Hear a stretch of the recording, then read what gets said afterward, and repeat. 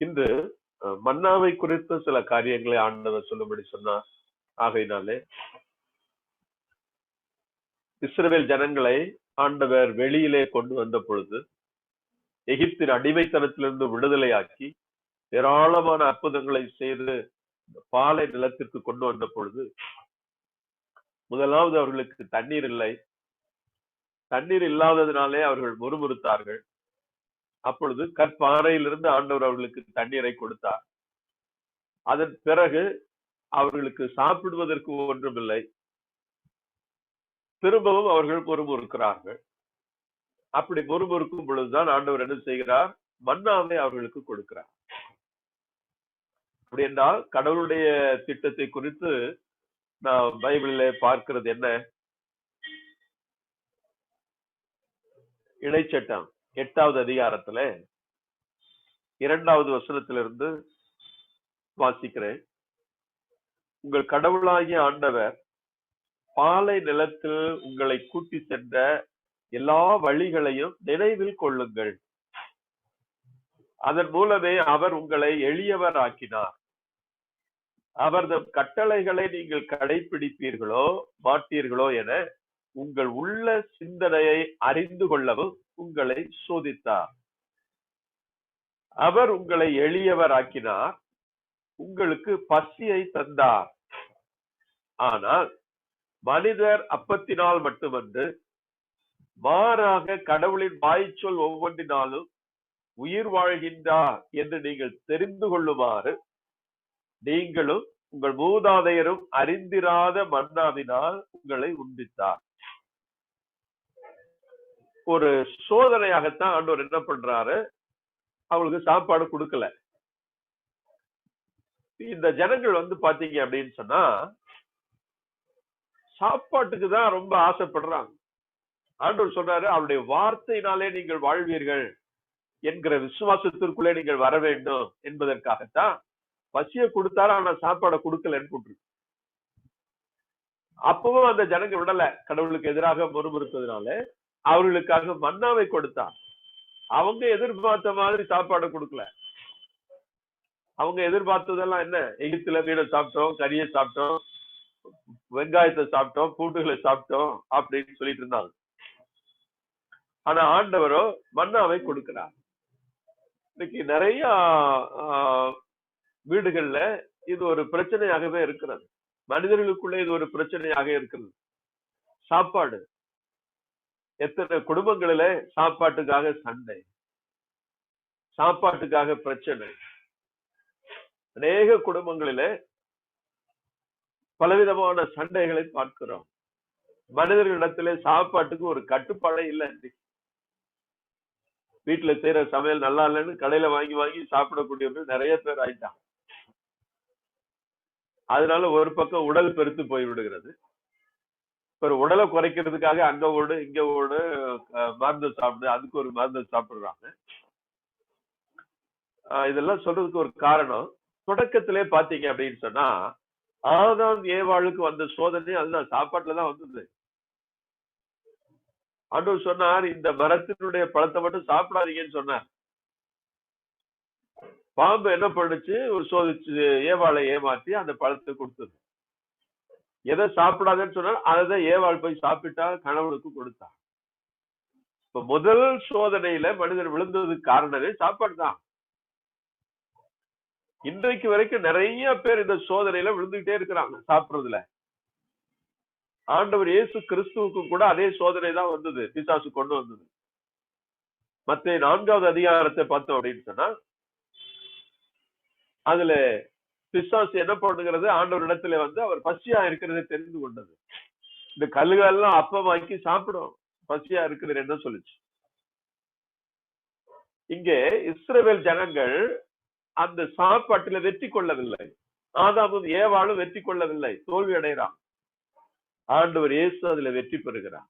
ஆண்டவர் இயேசு சொல்றார் மத்தேயு 4:4, மனிதன் அப்பத்தினாலே மட்டுமல்ல கடவுளுடைய வாயிலிருந்து வரும் ஒவ்வொரு வார்த்தையினாலும் உயிர் வாழ்வான் என்று எழுதியிருக்கிறதே என்று அதை மேற்கொள்ளுகிறார். ஆமென், பிரைஸ் தி லார்ட், ஹல்லேலூயா. உணவு, சாப்பாடு இன்றைக்கு நிறைய பேருக்கு பிரச்சனைகளாக இருக்கிறது. சில பேர் ஒருபடி மேலே போய் போதை தரக்கூடிய உணவுப் பொருட்களை சாப்பிடுகிறார்கள். இன்னும் சிலர் சுவையான சாப்பாட்டுகளுக்கு அடிமையாகி பல வியாதிகளை தன் உடலிலே பெற்றுக் கொள்ளுகிறார். ஒரு வேடிக்கையா ஒரு கதை சொல்லுவாங்க. ஒரு மனிதர் அப்படித்தான் உடல்நலம் சரியில்லைன்னு மருத்துவர் இடத்துல போனார். மருத்துவர் சொன்னாராம், இரவுல 2 சப்பாத்தி சாப்பிடுங்கன்னு சொன்னாராம். அதுக்கு அவர் கேட்டாரா, சாப்பிட்ட முன்னாடி சாப்பிடணுமா சாப்பிடுறதுக்கு பிறகு சாப்பிடணுமான்னு கேட்டார். அப்படித்தான் நிறைய பேருடைய நிலை இருக்கிறது. கட்டுப்பாடு இல்லை, உணவுல கட்டுப்பாடு இல்லை. ஒரு சகோதரனோடு பேசிக் கொண்டிருந்தேன். அவருடைய மகளை குறித்து அவர் பேசிக் கொண்டிருந்தார். உடல் தான் பெருசாகி போச்சு அப்படின்னு சொன்னார். நான் சொன்னேன், ஒருவேளை சாப்பாட்டை குறைத்து விட்டு ஏதாவது பழம் அப்படி சாப்பிட சொல்லுங்கன்னு சொன்னேன். சாப்பிட்டா தானே, பயிர் நிறைய சாப்பிட்டா என்ன பண்றதுன்னு கேட்டார். கட்டுப்பாடு இல்லை. ஜெபிக்கக்கூடிய பலர் இடத்துல நாம் இதை பார்க்கிறோம். உணவுல கட்டுப்பாடு இல்லை. ஆதி திருச்சபையில உபவாசம் இருப்பது ஒரு வழக்கமாக இருந்தது. அது எதற்காக? கட்டுப்படுத்துவதற்காக, சாப்பாட்டை கட்டுப்படுத்துவதற்காக. உணவின் மேல் நீங்கள் வெற்றி கொள்ளாவிட்டால், சாப்பாட்டின் மேலே வெற்றி கொள்ளாவிட்டால், உங்களுடைய பாவத்தின் மேலே எப்படி வெற்றி கொள்ள முடியும்? இந்த உடல் ஆசையில அது ஒன்று. அதிகமான சாப்பாடு, உடலுக்கு தேவையான சாப்பாடை நாம் சாப்பிட வேண்டும். ஆனால் ஆண்டவர் இஸ்ரவேல் ஜனங்களை அந்த சாப்பாடு கூட கொடுக்கல. கடவுளுடைய வார்த்தையினாலேயே அவர்கள் வாழ முடியும் என்கிற ஒரு விசுவாசத்தை அவர்களுக்கு கொடுக்க விரும்பினார். விடுதலை பயணம் 23, 25 நாம் வாசிக்கிற பொழுது அதுல என்ன சொல்லப்பட்டிருக்கிறது? ஆண்டவர் அவர்களுடைய உணவையும் சாப்பாட்டையும் அப்பத்தையும் குடிக்கிற தண்ணீரையும் ஆசீர்வதிப்பேன், அதன் மூலம் வியாதிகளை அவரிடமிருந்து விலக்குவேன் இருக்கு. வீட்டுல செய்யக்கூடிய சாப்பாட்டையும் டேபிள்ல வச்சிருக்கிற அப்பத்தையும் தண்ணீரையும் ஆசீர்வதிப்பேன்னு சொல்றேன். ஆனா நிறைய பேருக்கு நாக்கு கெட்டு போச்சு. அதனால வீட்டுல செய்யற சாப்பாடு நல்லா இல்ல, கடையில தான் போய் வாங்கிட்டு வரணும்னு போறாங்க. எப்படி வியாதியை அகற்றுகிறார்? உணவையும் தண்ணீரையும் ஆசீர்வதித்து வியாதியை உன்னிடமிருந்து அகற்றுகிறார். ஒரு சகோதரனை ஒரு முறை சந்தித்தேன். வெளியில கடைக்கு போயிட்டு வந்து கொண்டிருந்தா பார்த்து விசாரித்தேன். பிரதர், எங்க போயிட்டு வரீங்கன்னு கேட்டேன். அப்ப அவர் சொன்னாரு, வீட்டுல சமைக்கிற சமையல் எல்லாம் என் பிள்ளைங்க இப்போ சாப்பிடறதே இல்ல, நல்லா இல்ல, கடையில வாங்கிட்டு வான்னு சொல்றாங்க. இப்போ கடையில தான் வாங்கிட்டு போறேன், அதுதான் சாப்பாடு வாங்கிட்டு போயிட்டு இருக்கிறேன். இது எத்தனை நாளைக்கு தாங்குமோ தெரியல, அதுக்கப்புறம் இதுவும் எனக்கு பிடிக்கல, வேற வாங்கிட்டு வானா எங்க போறதுன்னு தெரியலன்னு சொல்லி புலம்புனா.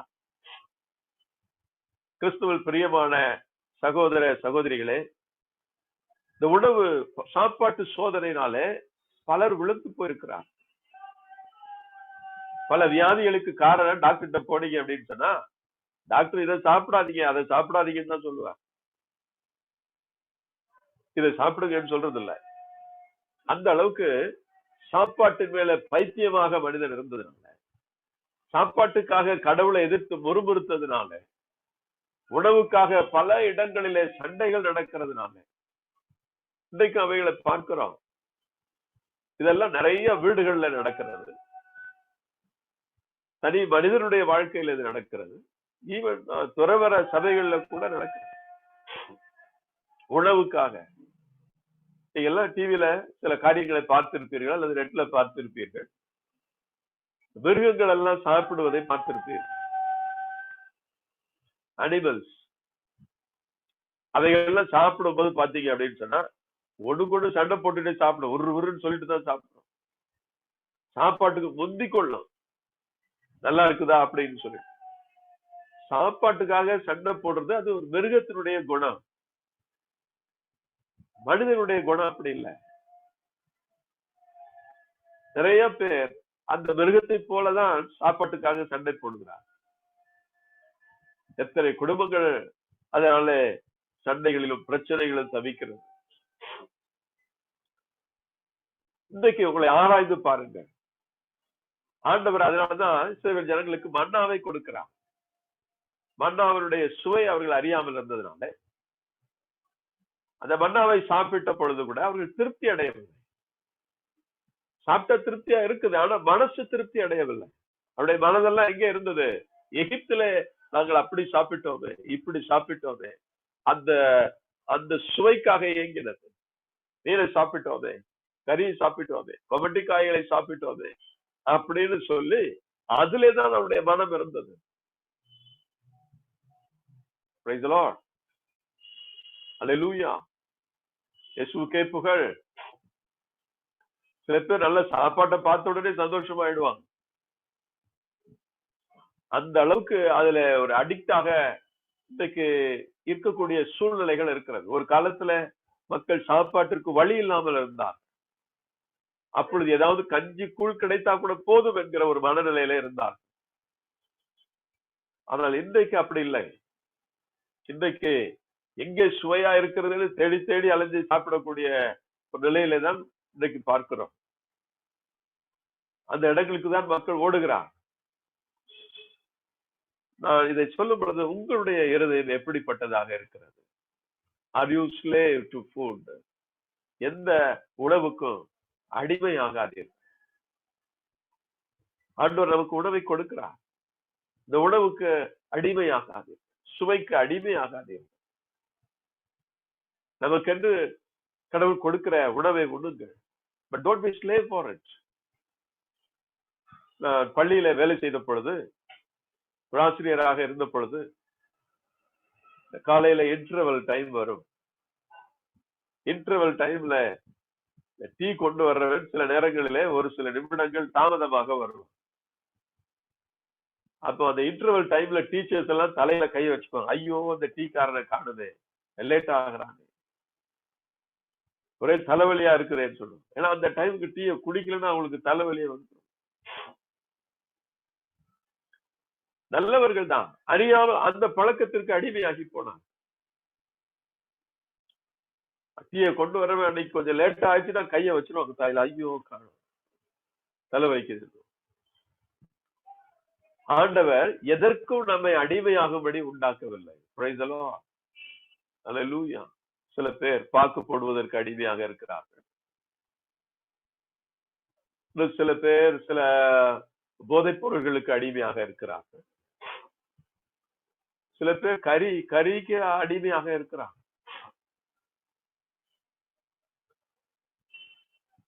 ஸ்டீபன் ஒரு முறை இடத்துல சொன்னார். அவருடைய அலுவலகத்திலே வேலை செய்யக்கூடிய ஒரு நபர் உண்டு. அவர் சொன்னாராம், பிரதர், எங்கேனாலும் சரி மட்டன் பிரியாணி தான் சொல்லிடுங்க, எந்த பங்கன் எந்த காரியமா இருந்தாலும் நான் உடனே ஓடியாந்துருவேன். அந்த பிரியாணிக்கு முன்னாடி வேற எந்த தடையும் இல்ல அவருக்கு. அதுதான் ஃபர்ஸ்ட் பிரின்சிபல், முதல் இடம் அதுக்குதான். அது நீ பிரேயர் வச்சிருந்தாலும் சரி பரவாயில்ல, கல்யாணமா இருந்தாலும் பரவாயில்ல, வேற எந்த காரியம் அப்படின்னா சொல்லுங்க. பாருங்க எவ்வளவு தூரத்திற்கு மனிதன் இந்த சாப்பாட்டுக்காக கீழே இறங்கி போய் விடுகிறாங்க. அதுதான் மனிதனுக்கு வந்த முதல் சோதனை. இந்த சோதனையிலிருந்து ஆண்டவர் இஸ்ரவேல் ஜனங்களை வெளியே கொண்டு வருவதற்கு விரும்பினார். ஆமென். அல்லேலூயா. அதனாலதான் அதுல என்ன போட்டிருக்கு பாருங்க, 3வது வசனம் சொல்லுது, அவர் உங்களை எளியவராக்கினார், உங்களுக்கு பசியை தந்தார். ஆனால் மனிதன் அப்பத்தினாலே மட்டுமல்ல, மாறாக கடவுளின் வாய்ச்சொல் ஒவ்வொன்றாலும் உயிர் வாழ்கின்றார் என்று நீங்கள் தெரிந்து கொள்ளுமாறு நீங்களும் உங்கள் மூதாதையரும் அறிந்திராத மன்னாவினால் உங்களை உண்பித்தார். எதை தெரிந்து கொள்ளுமாறு? அப்பத்தினால இல்ல, கடவுளுடைய வார்த்தையினாலே நான் ஜீவிக்க முடியும். அந்த விசுவாசத்திற்குள்ளே வருவதற்காகத்தான் அந்த சோதனை வந்தது. ஏவாளுக்கு அதே சோதனை தான் வந்தது. ஆண்டவருடைய வார்த்தையினாலதான் நான் ஜீவிக்க வேண்டும், அப்பத்தினாலே அல்ல. சாப்பாடுதான் கண்ணு திறக்கும்னு பிசாசு சொல்லிச்சு. ஆனா அப்படி அல்ல, வார்த்தை தான் நமக்கு எல்லாத்தையும் கொடுக்கும். அந்த விசுவாசத்தை விட்டு பிசாசை நம்பிதான் ஏவாள் மோசம் போனார். இஸ்ரவேல் ஜனங்களுக்கு கூட அதே சோதனை வந்தது. ஆனால் அந்த சோதனையிலே அவர்கள் தாக்கு பிடிக்கவில்லை. அழுகிறார்கள், முறைப்பாடு சொல்லுகிறார்கள். எகிப்திலே அப்படி சாப்பிட்டோம் என்று கூப்பாடு போடுகிறார், முறுமுறுக்கிறார்கள். எனக்கு கருமையான சகோதரனை சகோதரியே, எத்தனை பேர் நாம் சாப்பாட்டுக்காக முணுமுணுக்கிறதே இல்லை.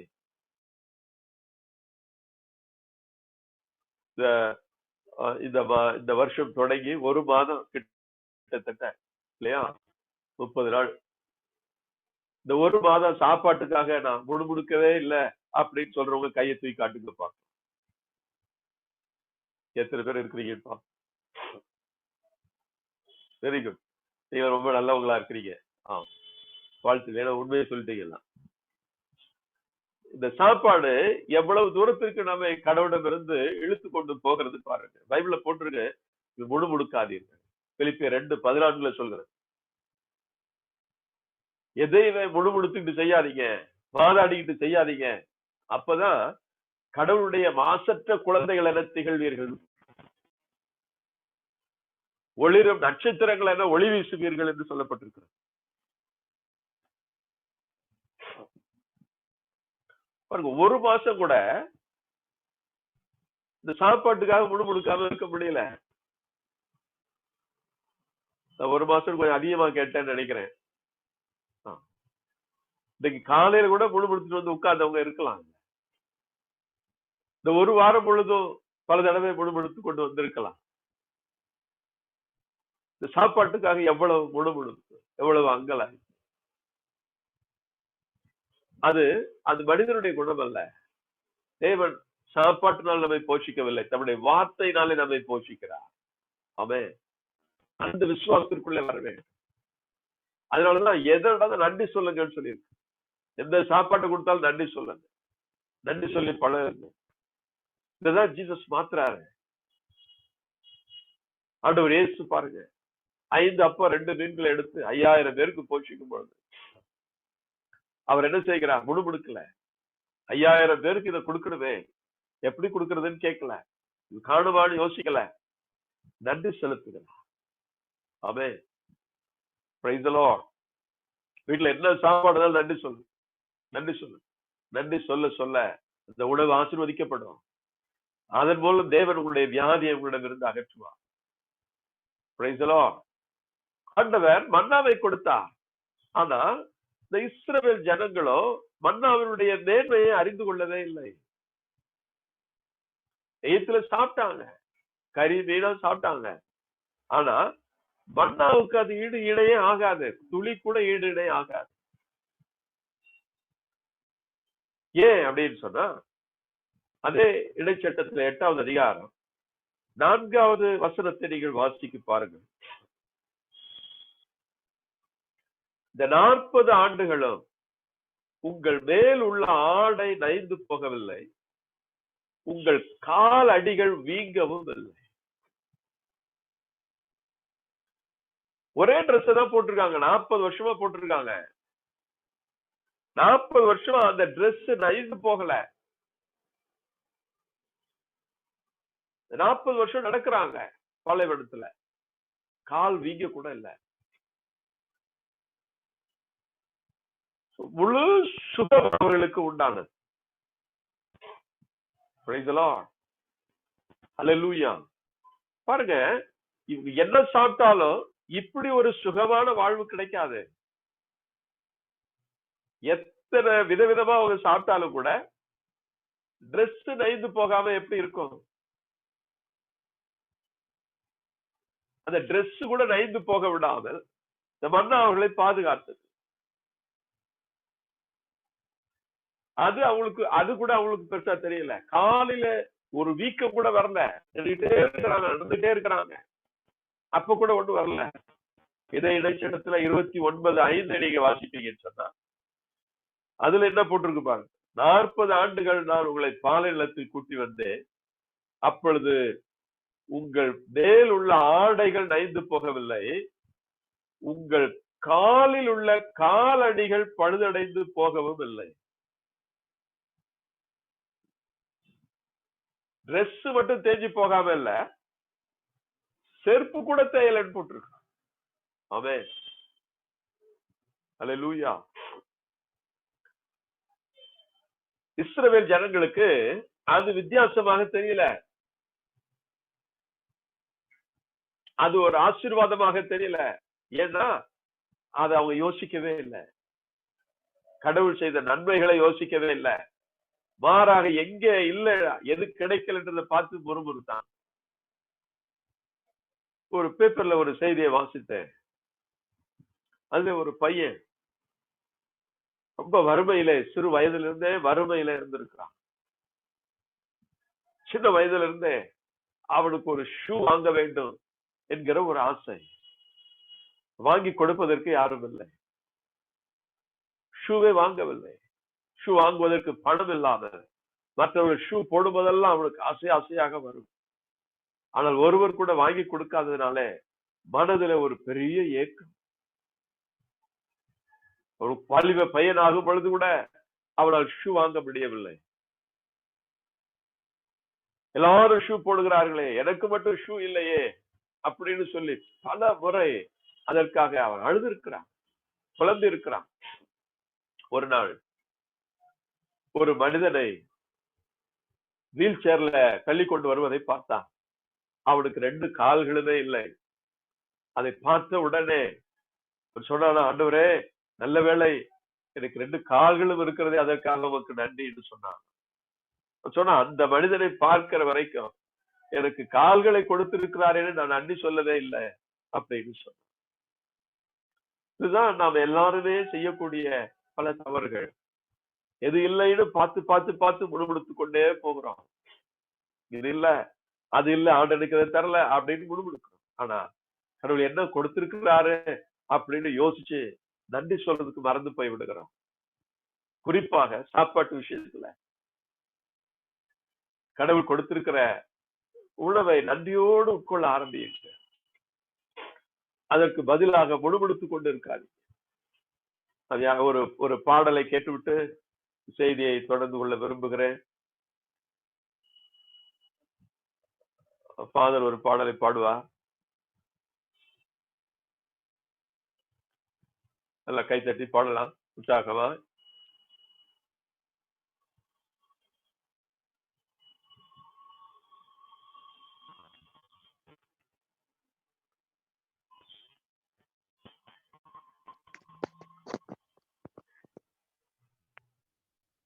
கடினமானது உமக்கு எதுவும் இல்ல, முடியாதது எதுவும் உமக்கு எதுவும் இல்ல. கடினமானது உமக்கு எதுவும் இல்ல, முடியாதது உமக்கு எதுவும் இல்ல. எதுவும் இல்ல ஏசப்பா, எதுவும் இல்ல, முடியாதது எதுவும் இல்ல. எதுவும் இல்ல ஏசப்பா, எதுவும் இல்ல, முடியாதது எதுவும் இல்ல. முடிஞ்ச அப்படியே கரங்களை தேடி போடுமா. கடினமானது உமக்கு எதுவும் இல்ல, முடியாதது உமக்கு எதுவும் இல்ல.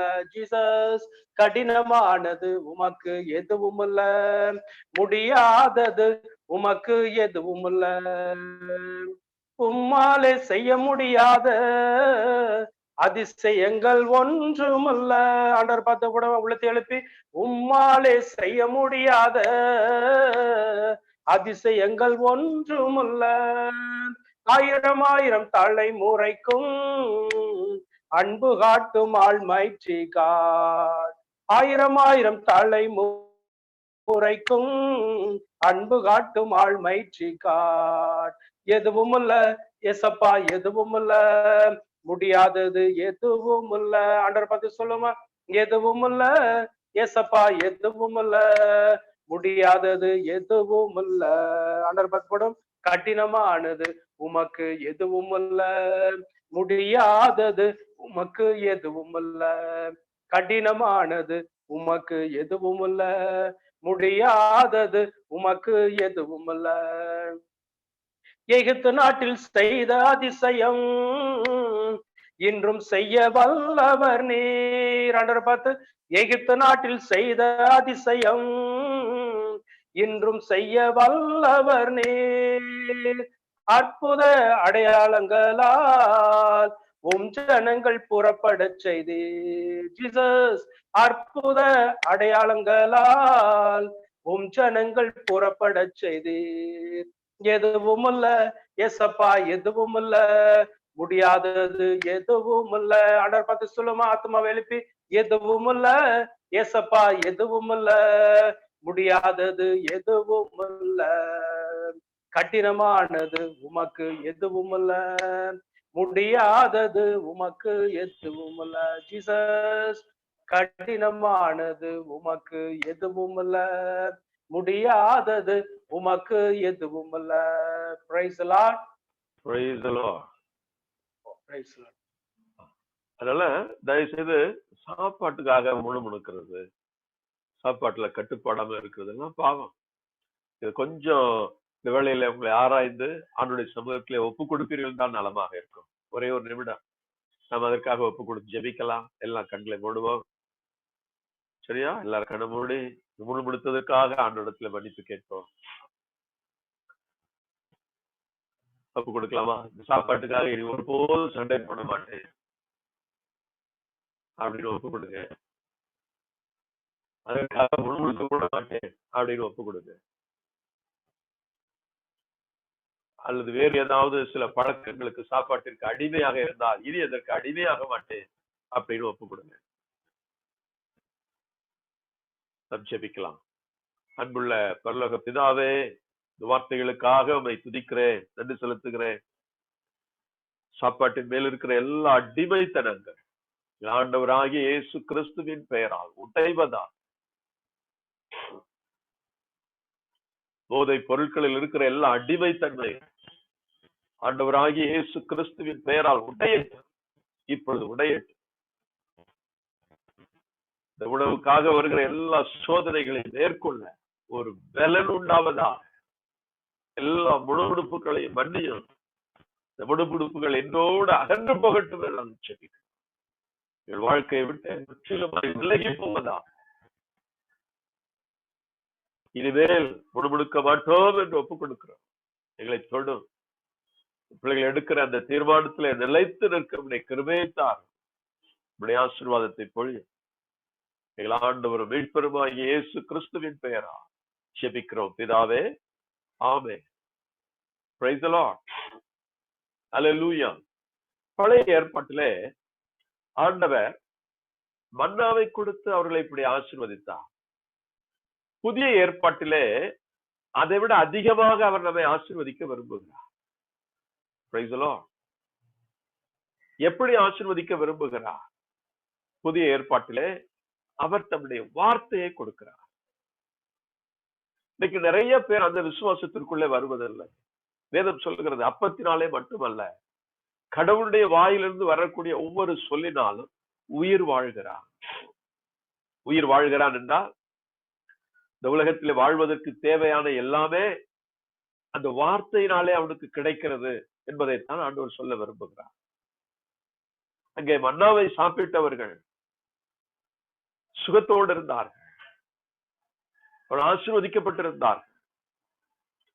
அந்த அளவிற்கு அதை விட அதிகமாகவே தேவன் இந்த புதிய ஏற்பாட்டிலே தம்முடைய வார்த்தையினால் நம்மை போஷிக்க விரும்புகிறார், நம்மை வழிநடத்த விரும்புகிறார்.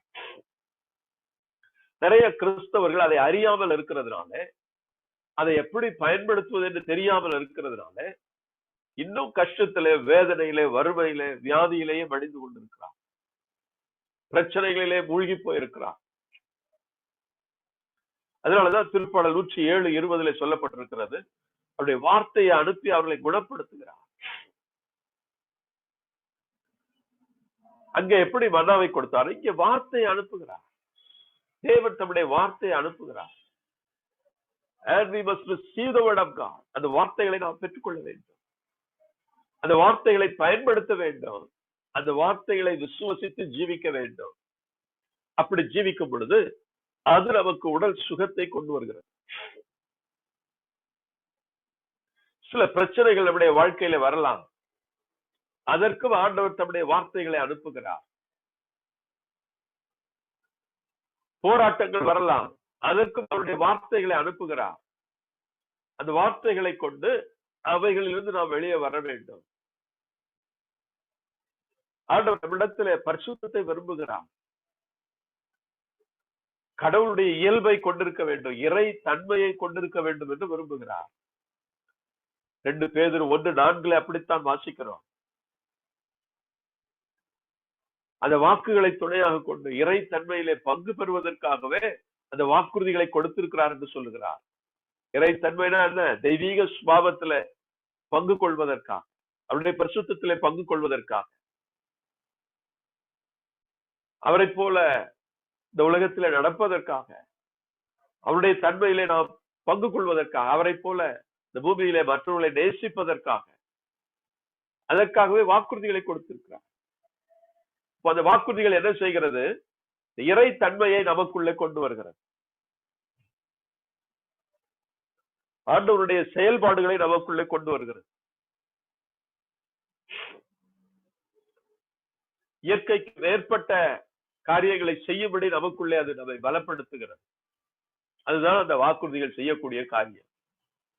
எப்படி அவர்கள் இயற்கைக்கு மேற்பட்ட விதத்திலே அவருடைய ஆடைகள் கூட தேயவில்லை, நைந்து போகவில்லை, செருப்புகள் கூட தேயவில்லை என்று நடந்தார்களோ, அதே போல இந்த பூமியிலே இயற்கைக்கு மாறான பல காரியங்களை நம்முடைய வாழ்க்கையில தேவனுடைய வார்த்தைகள் செய்ய ஆரம்பிக்கிறது.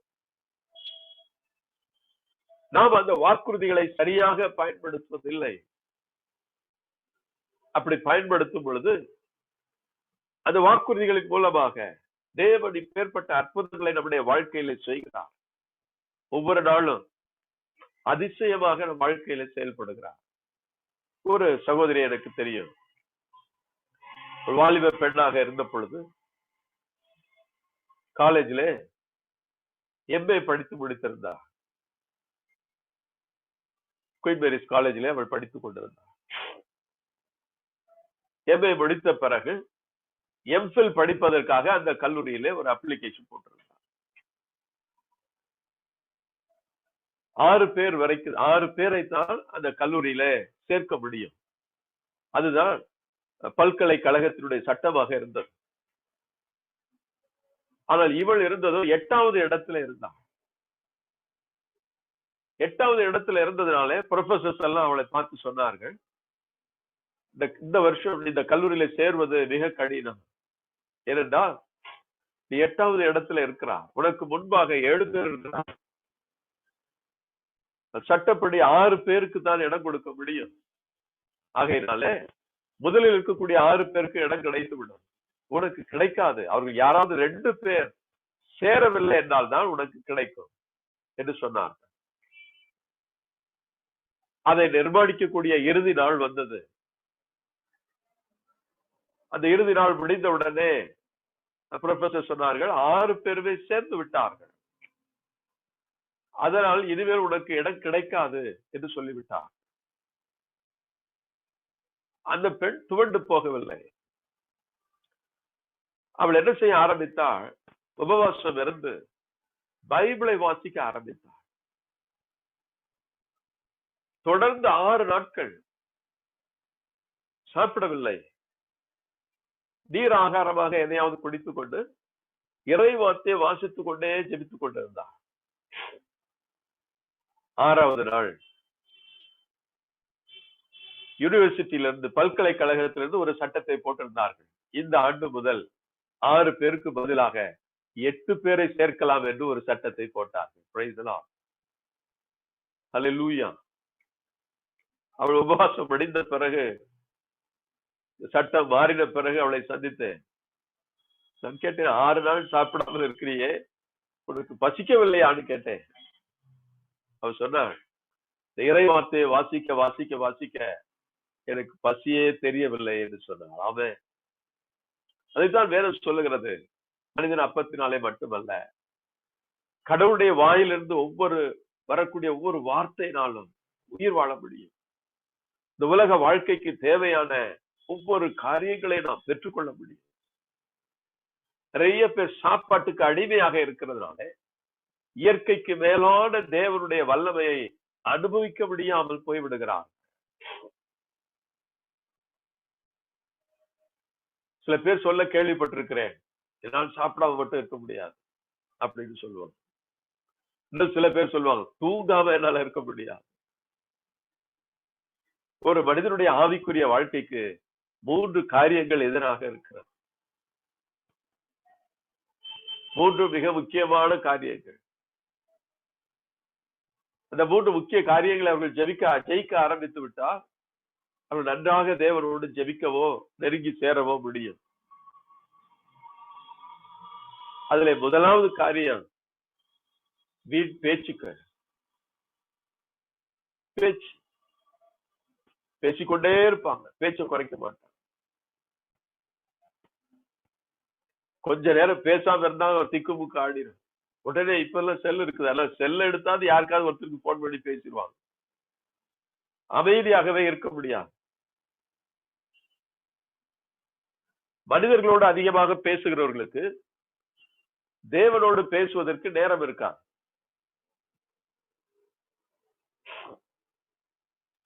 ஆண்டவரோடு அதிகமாக பேசுகிறவர்களுக்கு மனிதர்களோடு பேசுவதற்கு நேரம் இருக்கா? நீங்கள் ஜெப வாழ்க்கையில வளர வேண்டும் என்றால் மனிதர்களோடு பேசுவதை கொஞ்சம் குறைக்க ஆரம்பி.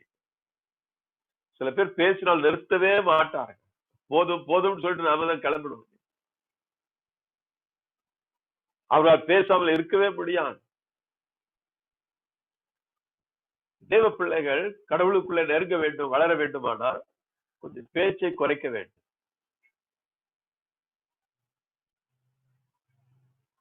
நான் சொல்லும் போது ஏதோ பக்கத்துல இருக்கவங்களுக்கு சொல்றேன், அவங்களுக்கு சொல்றேன், இவங்களுக்கு சொல்றேன் எல்லாம் நினைக்காதீங்க. எல்லாருக்கும் தான் சொல்றேன்.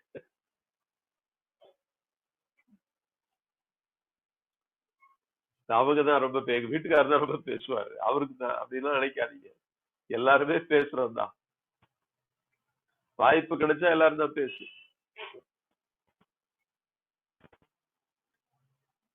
பேச்சை குறைப்பது ஜெபிப்பதற்கு நேரம் கிடைக்கும்.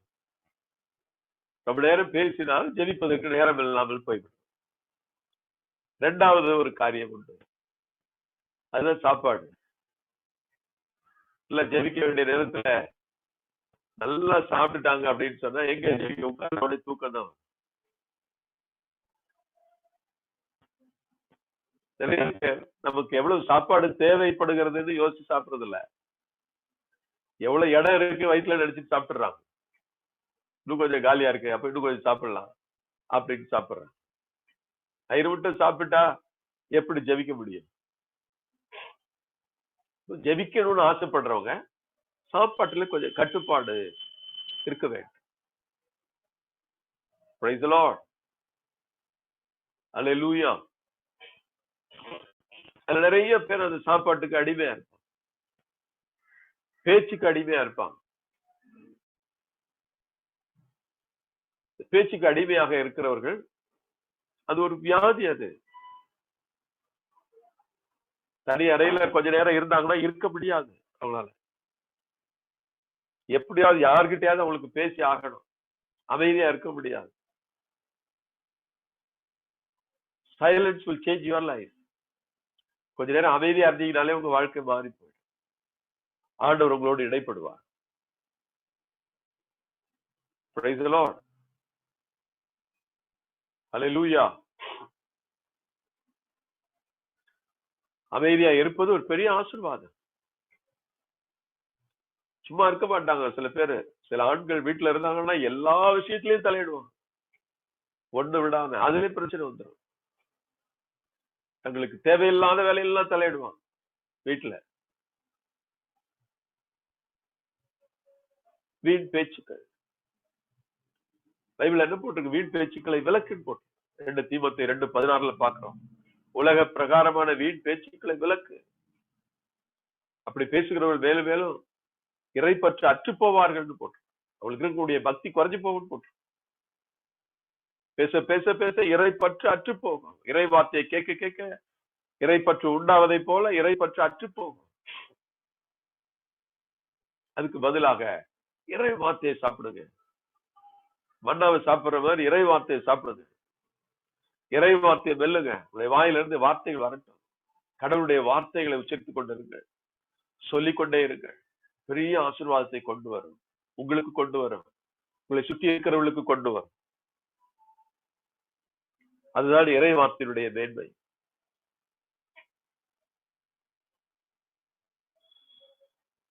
சில பேர் நல்லா பேசுவாங்க, எவ்வளவு நேரம் கதை பேசிட்டே இருப்பாங்க. நான் சொல்லுவேன் எனக்கு பேச தெரியாதுன்னு சொல்லுவேன். அப்படி நிறைய பேர் நம்ப மாட்டாங்க.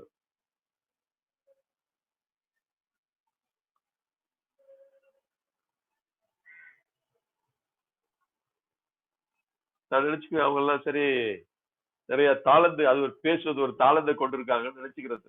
ஆனா உண்மை அப்படி அல்ல. அதிகமாக பேசுவது பாவம் இல்லாமல் போகாதுன்னு போட்டிருக்கு. நீதிமொழிகள் 10:19 அப்படி போட்டிருக்கு.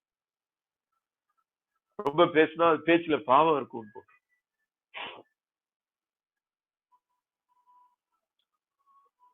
நிறைய பேர் சமத்துன்னு சொல்லுவாங்க, நல்லா பேச சமத்துன்னு சொல்லுவாங்க.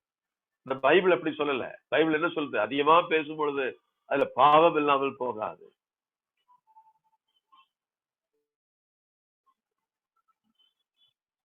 இரண்டாவது சாப்பாடு. சாப்பாட்டு பிரியர்களாலே தேவனோடு நெருங்கி ஜீவிக்க முடியாது. சாப்பாட்டுக்கு அடிமையானவர்கள். அவ போய் ஜெபிக்க ஆரம்பிச்சோடு சாப்பாடு ஞாபகம் வந்துடும்.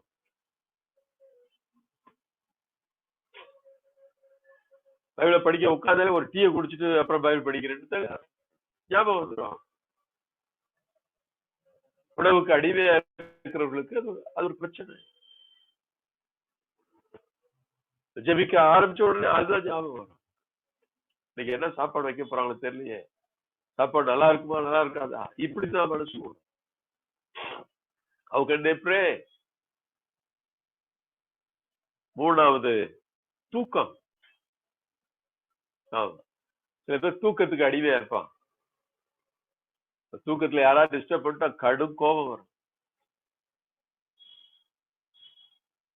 நைட்டு 10 மணி ஆனா போதும், அவ்வளவுதான், கண்ணு இழுத்துரும். அதுக்கு மேல அவங்களால விழிக்கவே முடியாது. அப்போ சில கூட ஒரு காலத்துல அப்படித்தான் இருந்தாங்க. கெத்செமனி தோட்டத்துல ஆண்டவர் அவருடைய மன வேதனையில போய் எழுப்பின பொழுது 1 மணி நேரம் என்னோடு விழித்திருக்க முடியாதான்னு கேட்கும் பொழுது 3 முறை ஆண்டவர் திரும்ப வந்து அந்த சீடர்களை எழுப்பினார். எல்லாரும் தூக்க கலக்கத்துல இருந்தார். அவருடைய மன வேதனை யாரும் புரிந்து கொள்ளல. அவருடைய கண்கள் எல்லாம் தூக்க மயக்கமாக இருந்தது. ஜீசஸ் சொன்னதை கூட அவர்கள் யோசிக்கவோ தீவிரமாக இப்படி சொல்றாரே, இது வரைக்கும் இப்படி அவர் சொன்னதில்லையே அப்படின்னு கூட யோசிக்கல. அந்த அளவிற்கு தூக்கம் அவர்களை ஆட்கொண்டிருந்தது. தூக்கத்திற்கு அடிமையானவர்கள் ஆண்டவருடைய குரலை கேட்பது அபூர்வம். சாமுவேல் வந்து எழுப்புறாரு. சாமுவேல் எழுப்பின உடனே சாமுவேல் எழுந்து ஓடுறாரு. எலிகிட்ட போய் கேக்குறா, ஐயா கூப்பிட்டீரா? தூக்கத்துக்கு அடிமையா இருந்தா சாமுவேல் என்ன சொல்லியிருப்பான்? ஐயா எனக்கு நல்ல தூக்கம் வருது, என்ன விட்டுருக்கேன் இருப்பான். எடுத்து முடிஞ்சு எந்த பக்கம் படுத்திருப்பான். ரெண்டாவதுலயும் கூப்பிடுறேன், எனக்கு தூக்கம் வருதுன்னு சொல்றேன்ல, என்னால முடியல, நான் தூக்க போறேன் அப்படின்னு படுத்திருப்பான். He cannot listen to God. கடவுளுடைய குரலுக்கு செவி கொடுக்க முடியாது. நான் உங்களை தூங்க வேண்டாம்னு சொல்லல, சாப்பிட வேண்டாம்னு சொல்லல, பேச வேண்டாம்னு சொல்லல. இதுக்கெல்லாம் ஒரு கட்டுப்பாடுகளை வையுங்க. இவைகளுக்கு அடிமையாகாதீர்கள். இது மூன்றும் மனிதனுடைய ஆவிக்குரிய வாழ்க்கையை அந்த தீவிரத்தை ஆர்வத்துக்குள்ள கொண்டு போகாமல் தடுத்துவிடும். கடவுளுக்குள்ளே முழுவதும் நெருங்க விடாமல் தடுத்துவிடும். எத்தனையோ புனிதர்கள் பல இரவுகள் தூங்காமல் இருந்திருக்காங்க. அல்லது 2 மணி 3 மணி வரைக்கும் விழித்திருந்திருக்காங்க. ஒரு கான்வென்ட்ல நான் செய்தி கொடுக்க போன பொழுது அங்க இருந்த 2 சிஸ்டர்ஸ் என்கிட்ட சொன்னாங்க. காலையில போய் சேர்ந்தேன். அவர்கள் சொன்னார்கள், அதிகாலை 3 மணி வரைக்கும் நாங்கள் இருவரும் இந்த தியானத்திற்காக உங்களுக்காக ஜெபம் பண்ணி கொண்டிருந்தோம். 3 மணிக்கு போய் படுத்து விட்டு 6 மணிக்கெல்லாம் எழுந்து திருப்பலிக்கு போய்விட்டு இப்ப வந்து நிற்கிறோம்னு சொன்னாங்க. அப்படி ஜபிக்கக்கூடிய புனிதர்கள் இன்னும் திருச்சபையில இருக்கிறார். தூக்கத்தையும் உணவையும் மேற்கொண்டு நிற்கிற எத்தனையோ புனிதர்கள் திருச்சபையில இருக்கிறார். துறவர மடங்களில இருக்கிறார். பொது நிலையினரில் இருக்கிறார். ஆனால் அடிமையானவர்களும் இருக்கிறார். தூக்கத்திற்கு உணவுக்கும் அடிமையானவர்கள். எப்படி தேவனுக்காக பெரிய காரியங்களை பெற்றுக்கொள்ள முடியும்? ஆண்டவரிடத்தில் எப்படி நெருங்கி சேர முடியும்? கடவுள் நம்மை அடிமைகளாக உண்டாக்கவில்லை, ஆட்சி செய்வதற்காக உண்டாக்கி இருக்கிறார். ஆமென், அல்லேலூயா. உலகத்தின் மேல் ஆளுகை செய்யுங்கள் என்றுதான் நம்மை உண்டாக்கி இருக்கிறார். அவருடைய சாயலாக நம்மை உண்டாக்கி இருக்கிறார். Don't be slave. இதற்கும் அவங்களை அடிமையாக்காதே. ஒருவேளை 3 காரியங்களில் எதற்காவது நீங்கள் அடிமையாக இருப்பீர்களானால் இந்த நாளிலே உங்களை ஒப்புக் கொடுங்க. இனி இவைகளுக்கு அடிமையாக மாட்டேன். அதனாலதான் பவுல் எழுதுகிறார், வளமையிலும் எனக்கு வாழ தெரியும். பிலிப்பியர் 4வது அதிகாரத்திலே அப்படி எழுதுகிறார், வறுமையிலும் வாழ தெரியும். வயிறார உண்ணவோ சாப்பிடாமல் கிடக்கவோ என்னால முடியும். நல்லா தூங்கவோ விழித்திருக்கவோ என்னால முடியும். எல்லாவற்றிற்கும் நான் பயிற்சி பெற்றிருக்கிறேன். எனக்கு வலுவூட்டும் இறைவனால் எதையும் செய்ய எனக்கு ஆற்றல் உண்டு என்று எழுதுகிறார். அவன் இது என்னுடைய பலத்தினால அல்ல, என்னை வலுவூட்டக்கூடிய ஒருவர் இருக்கிறதுனால எல்லாவற்றையும் செய்ய எனக்கு ஆற்றல் உண்டு. எதற்கு அடிமையாகவில்லைன்னு எழுதுகிறார். தேவ பிள்ளைகள் கிறிஸ்துவுக்குள்ளே நெருங்க வேண்டுமானால் அப்படித்தான் இருக்க வேண்டும். நம்முடைய பலத்தினாலே அல்ல. தூங்காமல் இருப்பதோ சாப்பிடாமல் இருப்பதோ அல்லது பேச்சை கட்டுப்படுத்துவதோ எல்லாம் உங்களுடைய பலத்தினாலே அல்ல. உங்களுக்கு வலுவூட்டக்கூடிய ஒருவர் உண்டு. ஆமென், பிரைஸ் தி லார்ட். நம்மை பலப்படுத்தக்கூடிய ஒரு தெய்வம் உண்டு. அவர் கொடுக்கிற ஆற்றலாலே, அவருடைய வல்லமையினாலே இவை எல்லாவற்றையும் செய்ய நமக்கு ஆற்றல் உண்டு. இந்த வேளையில ஒப்பு கொடுக்கலாமா? இந்த 3ற்கும் நான் அடிமையாக மாட்டேன் அப்படி சொல்லுங்க. தேவனுடைய வல்லமை உங்கள் இறங்கும். ஆண்டவரிடத்துல இன்னும் அதிகமாக நெருங்கி சேர்வீர்கள். சுற்றி இருக்கிற காரியங்கள் உங்களை விட்டு விலகும், தீமைகள் விலகும். நீங்கள் கிறிஸ்துவுக்குள் முன்னேறுவதையும் அவரால் அதிகமாக ஆசீர்வதிக்கப்படுவதையும் காண்பீர்கள். கண்களை மூடி ஒப்புக் கொடுப்போம். என் பலத்தினாலே அல்ல, எனக்கு வலுவூட்டக்கூடிய ஆண்டவரினாலே எல்லாம் என்னால் முடியும் சொல்லும். இஸ்ரவேல் ஜனங்களை அப்படித்தான் வழிநடத்த ஆண்டவர் விரும்பினார். அவருடைய வார்த்தையினாலே, இந்த வார்த்தையை நம்பி ஜீவிக்க அவர்களை பலப்படுத்த ஆண்டவர் விரும்பினார். ஆனால் அவர்களோ அந்த எகிப்தினுடைய சாப்பாட்டின் மேலே நம்பிக்கை வைத்திருந்தார்களே ஒழிய தேவ வார்த்தையில நம்பிக்கை வைக்கவில்லை. கொஞ்சம் தூங்கலைன்னா கண்ணு எரியும் அப்படிலாம் சொல்லாதீங்க. கடவுளுடைய வார்த்தை உங்களை போஷித்து வல்லது. ஒருவேளை சாப்பிடலன்னா பலன் குறைந்து போகும் சொல்லாதீங்க. அவர் உங்களை பலப்படுத்த வல்லவர். கொஞ்ச நேரம் பேசாம இருக்க முடியாதுன்னு சொல்லாதீங்க. அவர் உங்களோடு வந்து பேசக்கூடியவர். ஒப்பு கொடுக்கலாம். அந்த வேளையில நாம் ஜெபிப்போம். அன்புள்ள பரலோகத்தினாவே, இந்த நாளுக்காய் நன்றி செலுத்துகிறேன். உடைய பிள்ளைகளுக்கு கொடுக்க வேண்டிய அந்த வார்த்தைகளை கொடுத்திருக்கிறேன். ஒவ்வொரு பிள்ளைகளையும் நேர்த்தோடும் இந்த 3ஐயும் ஒப்பு கொடுங்க. உங்கள் வாழ்க்கையில் இருக்கிற பயம் உங்களை விட்டு போகும். I see some of you are having fear. ஒரு சிலர் பயத்தோடு இருக்கிறதை நான் பார்க்கிறேன். அப்படிப்பட்டவர்கள் வலது கரத்தை உயர்த்தி 3 காரியத்தையும் ஒப்புக் கொடுங்க. That fear is leaving you. அந்த பயம் உங்களை விட்டு இப்பொழுது விலகுகிறது. I rebuke that spirit of fear in the name of Jesus. ஆண்டவராகிய இயேசு கிறிஸ்துவின் பெயரால் அந்த பயத்தின் ஆவி இப்பொழுது வெளியேறுவதா. I command it to leave in the name of Jesus. இப்பொழுது வெளியேறட்டும். பயமில்லாத ஒரு ஜீவியத்தை கொடு. முற்றிலும் அந்த பயம் விலகி போவதாக. ஆண்டவரே தொடும், ஒவ்வொரு பிள்ளைகளையும் தொடும். எல்லா அடிமைத்தனங்களும் இன்றோடு உடைந்து போவதாக. உணவுக்கு அடிமையா இருக்கிறவர்கள் இப்பொழுது விடுதலை பெறுவார்களாக. தூக்கத்திற்கு அடிமையா இருக்கிறவர்கள் இப்பொழுது விடுதலை பெறுவார்களாக. 10 மணி 11 மணிக்கு மேல நான் விழிக்கவே முடியாது என்று சொல்லுங்கள். இப்பொழுது விடுதலை பெறுவார்களாக. They all be released in the name of Jesus. ஒவ்வொரு பிள்ளைகளும் இப்பொழுது விடுதலை பெறட்டும் இயேசுவின் நாமத்தில். தூங்காமல் இருந்தால் தலைவலி வரும் என்று சொல்லுகிறவர்கள் இப்பொழுது விடுதலை பெறட்டும். The name of Jesus. யார் அப்படி சொல்லுகிறீங்களோ வலது கரத்தை உயர்த்தி நன்றி சொல்லுங்க. அது மறைகிறது. தூங்கலனா தலைவலி வந்துடும் சொல்றவங்க வலது கையை உயர்த்தி ஆண்டவருக்கு நன்றி சொல்லுங்க. இப்பொழுது அதிலிருந்து விடுதலை பெறுகிறீர்கள். இயேசு உங்களை தொடுகிறார். இவைகள் எல்லாம் மாறுகிறது. சூழ்நிலைகள் மாறுகிறது. தேவாதி தேவன் உங்களுக்குள்ளே செயல்பட்டுக் கொண்டிருக்கிறார். I release the power of the Holy Spirit every person, கேட்கிற ஒவ்வொருவருக்குள்ளும் பரிசுத்த ஆவியானுடைய வல்லமை இறங்குவதாக. Anoint them, Lord, and heal their sicknesses. ஆண்டவரே, உடைய வியாதிகள் சுகமடையட்டும். உடைய எதிர்காலம் ஆசீர்வாதமாய் மாறட்டும். ஒவ்வொரு பிள்ளைகளுடைய வாழ்விலும் நீர் இறங்குவீராக, நீ செயல்படுவீராக. முதுகு எலும்பிலே ஒரு பிரச்சனை இருப்பதனாலே வலி, அப்படி வலி உள்ளவர்களை இயேசு தொடுகிறார். குறிப்பா அந்த எலும்புகளில் பிரச்சனை இருக்கிறார், முதுகு எலும்பில் பிரச்சனை இருக்கிறார். அவர்கள் உங்கள் வலது கரத்தை உயர்த்தி ஆண்டவரை துதியுங்கள், அவருக்கு நன்றி சொல்லுங்கள். That backbone is healed now. ஒருவேளை அது விலகி போயிருக்கலாம். அந்த முதுகு தண்டில் இருக்கக்கூடிய சில தட்டுகள் விலகி போயிருக்கலாம். அது இப்பொழுது நேராகும். வலது கையை உயர்த்தி நன்றி சொல்லுங்க. அந்த எலும்புகள் இப்பொழுது சுகமடையட்டும். ஆண்டவரை மகிமைப்படுத்தும்படி உங்களை ஒப்புக் கொடுங்க. இதையெல்லாம் ஆண்டவர் அவருடைய மகிமைக்காகவே செய்கிறார். For his glory.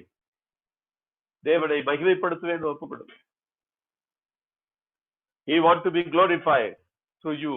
உன்மூலமாக தேவன் மகிமைப்பட விரும்புகிறார். அதற்காக இந்த அற்புதத்தை செய்கிறார். அவைகள் சுகமடைவதாக. The name of Jesus, let all be healed. ஒவ்வொருவரும் சுகமடையட்டும், சுகமடையட்டும், சுகமடையட்டும். இயேசு கிறிஸ்துவின் பெயரால் சுகமடையட்டும். சொத்தை பல்கள் சுகமடைவதாக. The name of Jesus. சொத்தை பல் உள்ளவர்கள் வலது கையை உயர்த்தி ஆண்டவருக்கு நன்றி சொல்லுங்க. அதுல உள்ள கரைகள் எல்லாம் மாறட்டும். நீங்கள் சுகமாக இருக்கிறீர்களா இல்லையா என்று சோதித்து பாருங்க. அவருடைய வல்லமை அற்புதங்களை செய்து கொண்டிருக்கிறது. ஒவ்வொருவருக்குள்ள அந்த அற்புதங்களை செய்து கொண்டிருக்கு. Thank you Jesus. அப்பா உமக்கு நன்றி. தொடும் தொடும் தொடும், ஒவ்வொரு பிள்ளைகளையும் தொடும். இப்பொழுது தொடும். I see an ulcer. Ulcer வியாதினாலே அவ்வப்பொழுது இடையில அந்த வலியினால் கஷ்டப்படுகிறவர்கள் உண்டு. அல்சர்னால ஒரு வயிற்று வலி, திடீர்னு ஒரு வயிற்று வலி வருகிற அவர்களை ஆண்டவர் தொடுகிறார். வலது கையை உயர்த்தி ஆண்டவருக்கு நன்றி சொல்லுங்க. அப்படிப்பட்டவங்க வலது கையை உயர்த்தி ஆண்டவருக்கு நன்றி சொல்லுங்க. Be released in the name of Jesus. Every sickness, bow to the name of Jesus. அப்பா, ஒவ்வொரு பிள்ளைகளும் அவருடைய வியாதிகள் இப்பொழுது உமக்கு முன்பாக மண்டியிடுவதாக. இயேசு என்கிற பெயருக்கு முன்பாக அவைகள் விலகி போவதாக. திரு குமாரனாகிய எங்கள் ஆண்டவர் இயேசு கிறிஸ்துவின் பெயராக அற்புதங்கள் நடக்கட்டும். விடுதலை உண்டாகட்டும், சுகம் உண்டாகட்டும். என்னென்ன பிரச்சனைகளை கஷ்டங்களில் மூழ்கி இருக்கிறார்கள் எல்லாம் ஒரு மாற்றம் உண்டாகட்டும் என்று நான் ஜெபிக்கிறேன். விடுதலை பெறட்டும் என்று நான் ஜெபிக்கிறேன். தொடுவீராக,